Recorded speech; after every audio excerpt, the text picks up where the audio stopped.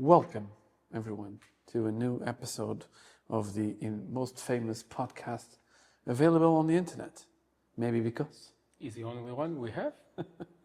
And we are definitely considering doing a little bit more, but we never know. So today I thought I'm not going to make you the usual question of what's the topic for today, because I want to surprise you with a topic. I think we could. It would be nice, to make a recap on the World Cup, and to balance it on how it went. How was your perspective? Because the industry have been betting, and one of the guys actually, Mikael from Aduco won. We didn't participate on the prize, but it was a nice. They organized. People would come and guess the results of the matches and everything. So it was quite interesting. So let me start by asking you a big question. What was the biggest surprise of the World Cup, positively for you? Okay, so positively one, I was not expecting that the increasing of teams participating in World Cup would be something good for the cup, for the competition, and up to bring a lot of surprises, bringing more emotion to the field, because you are seeing teams that are not used to participate in this type of stage. Any particular team you cheered more for? We already discussed that. Cape Verde was the one that I believe everyone rooted more. I mean, Big shout out to Vozinha. Yeah, no one expected anything from them, and they end up make the winners and the vice winner It was nice. running for their life. So yeah, that was a positive point. I don't know if I believe they are trying to increase even more for the next one. I'm not sure if that will be something Portugal, good. Morocco, and Spain is going to be the next. Yeah, plus another 3 ones. Uruguay. Did you like how it was organized? Anything that stood out to you as different? Well, actually, I didn't saw any major difference. Not even the hydration break? That's Americanization for the competition, right? To sell a little bit more of publicity. Everyone is saying the same thing, and you feel like that. Yeah, commercially speaking, is good, but if you see it on the side of the athletes, it's never good when you're going through a tremendous amount of effort, and then you have to stop for 15 or 20 minutes, and then you have to restart again. So it's not really the same. Yeah, I believe that it will depend of the side you are. If you are struggling in the pitch, Also is helps. good, so you can just relax a bit, Break the momentum of the winning team. Rethink the strategies and try to change something. So, yeah, but there is always someone that will gonna lose if you are in a moment. If you are good, with a good chance to score, a break is nothing that can help you in that moment. So I'm not seeing that continuous. Unless it's... They want to continue it. They are trying, they're trying to bring that to European football. Teams now more than ever, they need to make their revenue. Yeah, like everything is commercial right now, and they are thinking of importing that hydration break to get more commercials on TVs and et cetera, because they make millions only of that 5 or 6 minutes. Yeah. I'm not sure if they need more money, but yes, of course, if there is opportunity, they will want to explore it. That's for sure. That's a good question. I don't know if they need more money, but the fact is that they are always trying to get more. Sure, it's never enough. Did you find anything? What stood out for you negatively? Well, it continues the conversation. The Portuguese. Oh well, participation. That was not a big surprise. Right, it was not a big surprise. Yeah, but you always get disappointed. Yeah, I was surprised that we could win the France that lost to Spain, or even the Spain that was struggling to Argentina. We had the team to win them, so that's a bittersweet in your mouth. But with all the background noise that was going on with our team, that was more than expected. So You're kind of pessimistic, you know. well- Even though I didn't start like the World Cup with big expectations. There's always a part of me that always believes my team. Of course, I was seeing the And games. I was like, yeah, just one of these frustrated, guys. complaining with everything. Of course, Yeah. I was hoping for them to win, but it was not a surprise. I cannot say that was a surprise that we lost, because again, And you have to give me credit because we had a conversation on this table, and you asked me which team I thought I would win the World Cup, and I told you Spain is very good contender. Not everyone said that. That's it, and they are a team. That's the difference, right? They have a very good coach. Not that Roberto Martinez is a good or a bad coach, Well. but Mesa de la Fuente just, you know, it's. We'll never be just the coach, right? We now have a chance with Jorge Jesus. He's not the At least we're gonna have fun.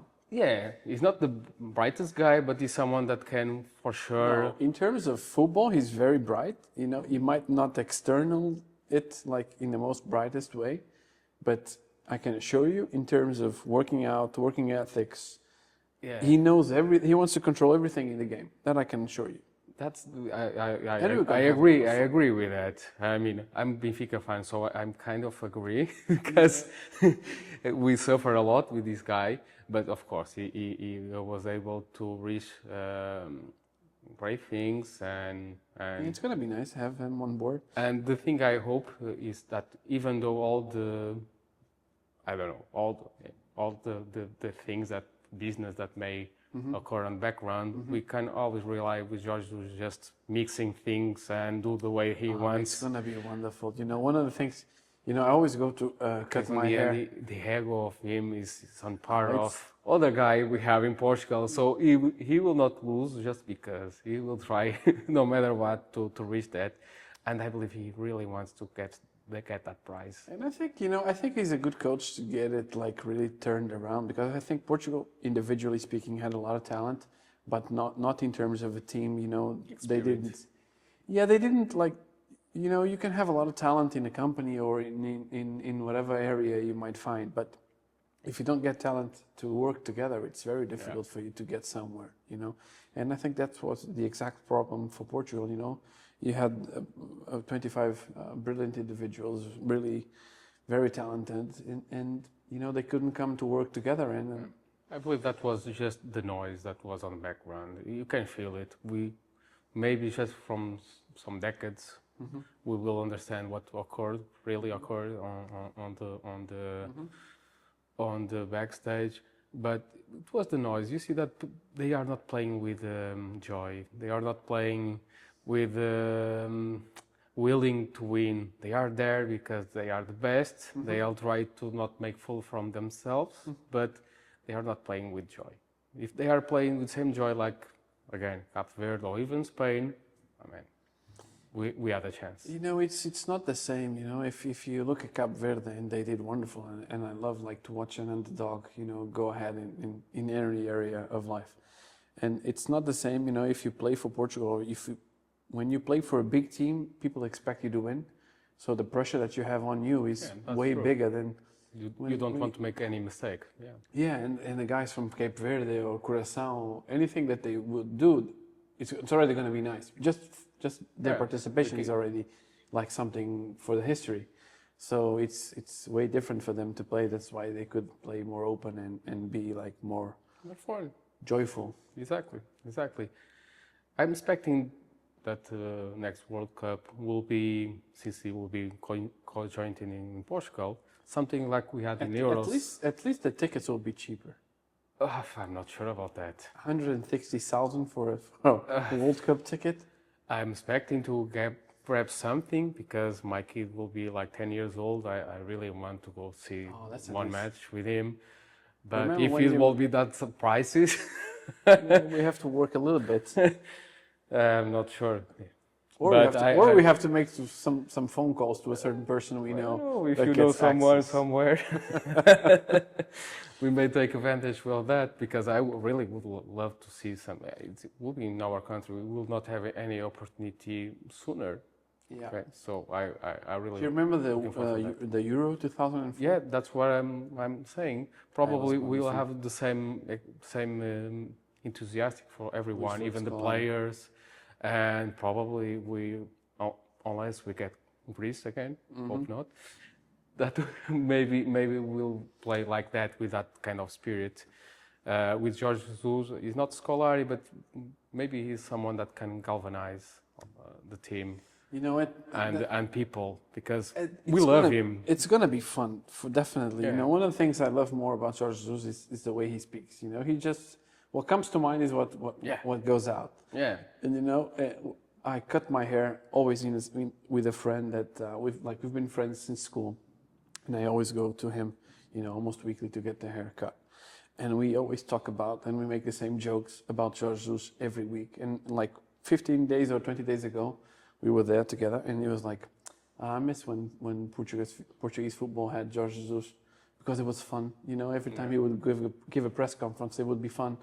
And now it's like everything is very dull and very indulgent and very boring. Yeah. And I have my phone full of memes from Jorge Jesus. who doesn't? He's already a national treasure. I'm expecting that at least with fun we will be able to finally. So, who do you think was a plot twist in this World Cup? Negative or positive? For negativity, well, everyone is complaining about all this bad thing going on, bad publicity, all the epidemic crossing the globe, and they really dig on that. We saw a lot of betting, a lot of YouTube transmissions on the internet disguised as a transmission, but just a platform to sell more bets, bet service. So that is, I mean, football needs the money, sure, but football tries to have an image like they are like ambassadors of good sports, of healthy, of play together, fair play. They shouldn't be involved in things like that because they want to be further apart, something that can someone point a finger, look, that's fixed match, because. You know, I think politics is spreading a little bit towards football, and it's never, you know, football or sports was always something aside from politics. Also that, yeah. Yeah, and I think, you know, spreading politics into sports, it's never a good choice. So, Mr. Infantino. Yeah, but he's being using to wash, wherever human rights washing, image washing, it's been like that for the past decades. And we'll continue because we'll be doing this World Cup jointly with Morocco. That is not us. They have a lot of shortcomings as well, and all these. But you're trying to make it better. Yeah, that's something that's good when you try to use that as a platform to be better. But you know, if you think the other side, if you try to look for a country that it's pristine and does everything correctly to make a World Cup, it doesn't exist. But there will always be that black spot on the next World Cup, saying that we have also to conjointly with Uruguay, Argentina, and Paraguay. I believe it's Paraguay, because they want the next one to be in Saudi Arabia. Okay, so there will always be that spot there. There will always be some folks saying, it's not just sports. The result maybe is not just like. Fair. You know, sometimes it's you know, it's a mania da perseguição, speaking in Portuguese. Yeah, you know, that can be translated to you know, like, conspiracy theories. You know, yeah, maybe. Sometimes it's too much. You know, it is. But again, can you really prove it? Or I'm not saying prove it, but with all going on, with all the situation, with the red card from the United States. You know, that's with all the situation in the past one with it's politics, man. And whenever you join politics, when it's smoke, there is fire. You see. On that part, I agree. At the same time, you know, you have to you know, like everything in life, you have to have balance. You know, not everything is what it seems, and not all that it seems is everything you see. That's true. That's true. I understand the sentiment because I really, not just like football, but I like this kind of competition when people get galvanized. Everyone is just running to house to see the match. I should have seen Scotland with Haiti. Yeah, I'm already missing football. I love that feeling. You see, the feeling of even in Portugal we have a lot of tourists, and you are able to have this conversation with other teams, and it's fun. I like it, and I really don't want this excitement, this football to get lost. Get tainted by this kind of situations. So we really need to talk about that, really to have a voice, so we can save it. This cup will be 100 years old, and we want more. And Portugal should win one at least. Yes, in 4 Hopefully years. in the near future. So do you think Spain was a rightful winner? Yes, right. Nuestros amigos españoles. Yes, you're right. It was, at least for that. We can say that it was fair, and they fight. They make everyone else have the word and battle on the pitch. So yes, Yeah, if you ask they me, are I good think winners, the fair winners. I think so as well. You know, Argentina, in spite of a lot of people complaining about them and the way they play, you know, I understand. I know a lot about Argentinians. I know a lot of Argentinian people, and I know how they think and how they operate. And you know, I can understand from someone outside sports not really being able to understand how they play on the field. But if you look closely, you know, I don't condone everything that they did on the field. I think they played wonderful matches, and Lionel Messi was absolutely wonderful playing, and for us it was a joy to watch. You know, those recoveries, losing 2-0 against Egypt, and then they turned the match around, and Egypt did really well as well. So I understand how they play and how, you know, their style. You know, some people are more aggressive, some people are not so aggressive. But it's all American style. But I believe the backlash is more about the attitude after the game. That was not so nice. The one that is not easy to defend, right? Because yes, they have this aggressive style. If you like it or not, that's debatable. You cannot like it, you cannot agree with that, but it's the way they play. That's okay. But the rest. Yeah, they give it. That's why. The fact that they give their backs to Spain when they were receiving the award was not so nice. I don't know, but you know, I'm not in their head, so I don't know what was going on. I think a lot of frustration did really talk too much. Of course, but we need to get we need to give kudos to Spain. You know, one of the things I love more about Spain, you know, not only Mr. De La Fuente, I think he's a wonderful coach, and not only coach. You know, I think the way he moves the team and the way he communicates, you know, he's a very religious man, and at the same time seems to be a very simple person. You know, the way he communicated during the entire World Cup to me was delightful to hear. Yep. I'm not a journalist, but I would love to have a opportunity to give, make him just a few questions, because it's really, you know, you listen to the man and you feel like you're part of the Spanish team, you know, and even if you're not.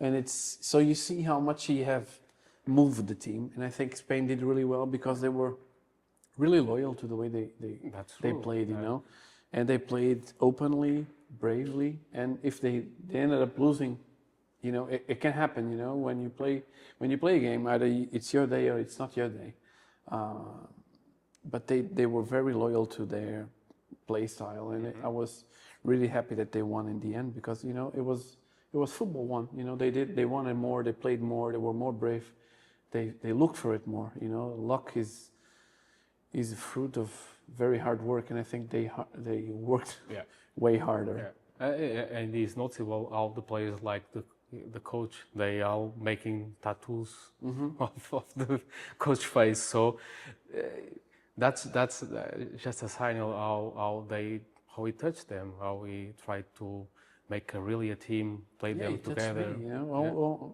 Where you put your tattoo? Not yet. I haven't done it yet. Maybe when I get a chance to speak with Mr. De La Fuente, maybe I get a tattoo. Or sign it and you just tattoo it. On my chest. Yeah, sure. And did you notice something special about it? You know, I don't know if you noticed this or if it's just me and my weird coincidence. thinking. Back in 2016, we had a striker for Portugal that you and me know personally. He's a very nice man, Eder. Ederzito. Yeah, Ederzito. And everyone was against him during the whole match. Yeah. Like the media, the fans, everyone was speaking bad things about him. And in the end, what happened? He scored a winning goal. And he got like his redemption. So his name is going to be, no matter what people say, his name is going to be forever in history. It's our hero forever. Did you notice that the same thing happened with the Spanish team? Yeah. You know, Mr. Ferran Torres, he hadn't scored for a while. And he was caught on camera on one of the goals that he scored, and it was taken away by VAR. And he was like, please, let it be a goal. And it's, you know, he was very prosecuted by the fans, very prosecuted by everything. And in the end, he got his redemption. He's a hero. And so his name is going to be forever in history. So, you know, the plot twist for me was really that, you know, to give some sort of justice to a man that no one believed for a while. And That's inspiring, right? If you still working, if you believe in yourself, if you try to prove the other people wrong, not always you will be successful to do that. But if you try, you can have the same history. I think just by trying and not giving up, you're already successful. Yeah, Don't matter what people say or think about that's it. true. You know. At least you can be in peace of mind with yourself. And I invite the audience and you two to go and check a podcast he did, you know, a few months ago, when he was struggling, you know, for being prosecuted from the fans and having a lot of problems with, you know, getting his confidence. He talked a little bit about mental health and depression. And the interviewer from the podcast asked him, listen, I hope you keep up the good work, and hopefully you'll be scoring a goal on a cup final. And he said that would be wonderful. So that was a really nice plot twist. And I love when people that no one believes, like they have success, you know, because I really know how it feels when no one believes in you. So it's nice. That's a positive story for the World Cup. Yeah. You see? Yeah. Nice. And I think we can, you know, I think we've met our time. If you are wondering why my eye is red, you know, it's because I don't even know what happened. And today we didn't have our producer put some suns here. This is very. I'm not even seeing his face. I'm just saying, look, anything. Which is useful sometimes. I'm blind now. So, do you want to say goodbye to the audience? Goodbye. That usual thing. See you next time. Like, subscribe, and share. And see World Cup 2030 in Portugal. Yeah. Wow, that's a long way. And let's see if we can get Mr. De La Fuente to come to the podcast. Sí. You have to learn Spanish by then. Que puede hablar un poquito con ella. Oh, macho. Qué bien. So thank you guys. Bye. See you next time. Adiós.